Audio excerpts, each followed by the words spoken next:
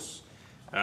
There's been some reports only last week, I think, in the Herald Sun that up to 85 additional air traffic controllers are expected to be endorsed this year. How many of those are brand new controllers? Thank you, Senator. We recruited in about 109 new air traffic controllers over the last 12 months, largely resolving the shortage that had been in existence.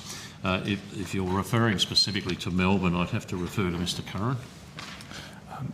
Senator, thank you. I think the 85 number is a number that we are planning to recruit and have endorsed this year. So to your specific answer, are they new controllers? Yes, they are, Senator. They'll be a mixture of ab initio controllers, so people who have first learned to do air traffic control with Airservices Australia, and also international recruits and potentially recruits from domestic, but people who have experience doing air traffic control. So are any of them cross-endorsed controllers? No, Senator, that's something that's an internal activity that is separate to the 85 you're referring to. The 85 is new air traffic controllers that we plan to bring in to the system throughout the course of this year. Right. How many trainees are currently in the training college?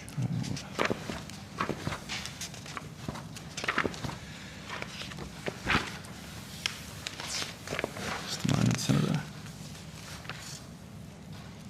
We've got 42 air traffic control trainees currently in the system that could become endorsed by June 30 this year. There's another number that will come in throughout the year, but I don't have that on me at the moment. And how long does it take? How long do you have to spend in the training college? For an ab initio air traffic controller to come from walking in the door to being endorsed, approximately 18 months, depending on where they go.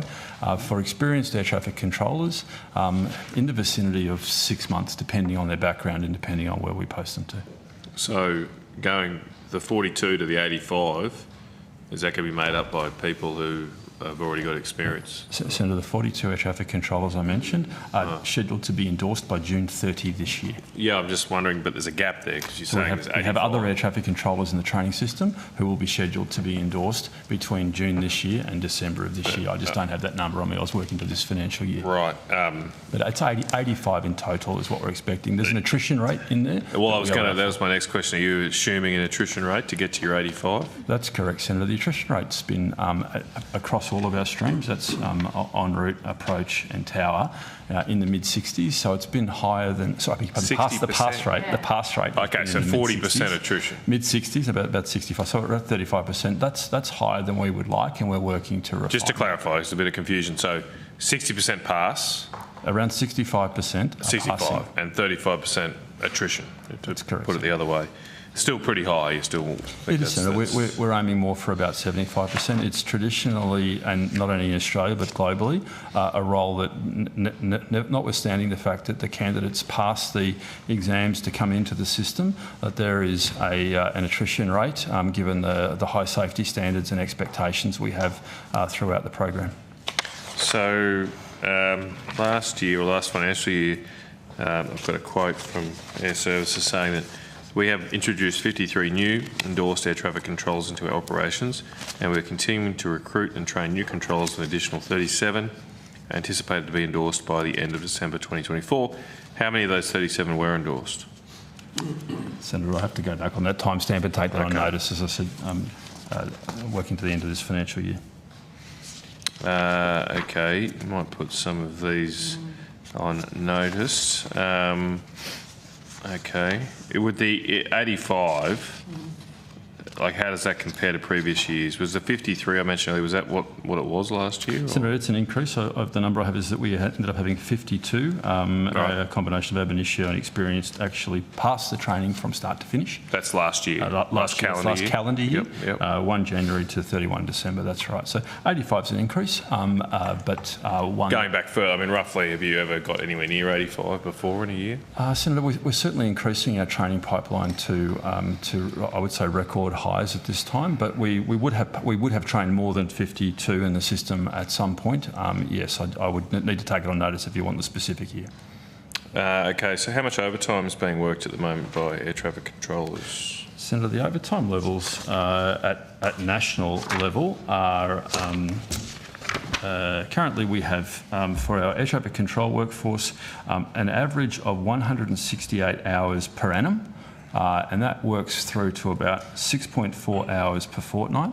Our air traffic controllers are employed on a 36-hour week, so it's about an extra 3 hours a week, which is slightly less than a 40-hour fortnight. That's at average. Have any managers been reprimanded or laid off for not being able to fill overtime shifts? Senator, no. Okay.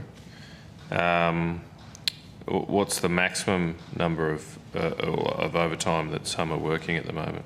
Is there a limit on it? Senator, we have a fairly sophisticated fatigue management system, and the fatigue management system operates at a number of levels. It looks at the roster that's proposed to be worked and ensures that is within acceptable fatigue bands, and then looks tactically at what's actually been worked, allowing for changes that happen in reality, including requests for overtime.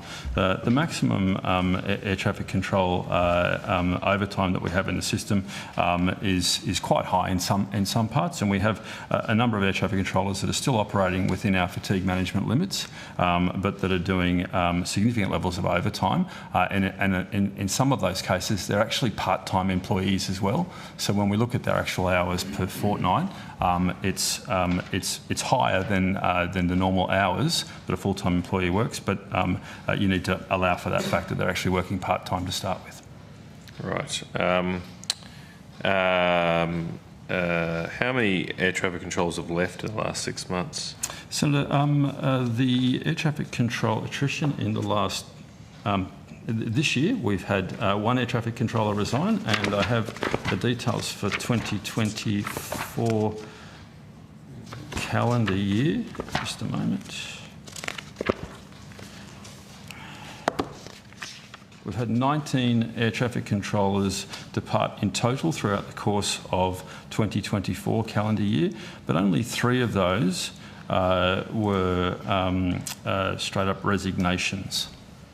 The rest were retirements or a loss of essential qualifications. So we've had very little attrition in the last 12 months, perhaps lower than normal. Typically, we've seen around 2 per month leave the organisation, about 24, 25 a year. It was a little low last year. Okay. And you said earlier, I believe, that you're hoping that staff levels will be back to a more resilient, I think was the word you used, by mid this year? Yes, well, as we speak today, technically our staff numbers are back to where they were pre-COVID, right. But that doesn't give you a resilient roster. So if someone calls in sick, you need a standby person, is my view, in some of the biggest cities. We need to get to June with the next round to be able to achieve that resilience level. So I refer that to as roster resilience. Yep. June's our target date for that. All right. Anything else? Just one little question about an email sent to managers on December the 13th. The Acting Chief Services Delivery Officer warned, and I quote, "If luck runs out and shifts that have been blank for a while go to T-bar, the wash-up of that will be a different discussion to a short notice dive discussion." Was that A, sent, and B, it sounds like a threat for managers not to go to T-bar at any cost, otherwise they'll lose their position. Senator, I'm not aware of that email. Could you say who it was sent from? My understanding is it was sent from the Acting Chief Services Delivery Officer. Can you table that? I can't table the whole email. You'd understand, Senator Searle, No, like I whistleblowers. This will have to be blacked out. Yeah. Senator, that position I don't think existed in December last year. Yep, well, I can go back and check, Yeah, but my concern is that you do have some staff that are doing hundreds of hours of overtime. Yes. Yes.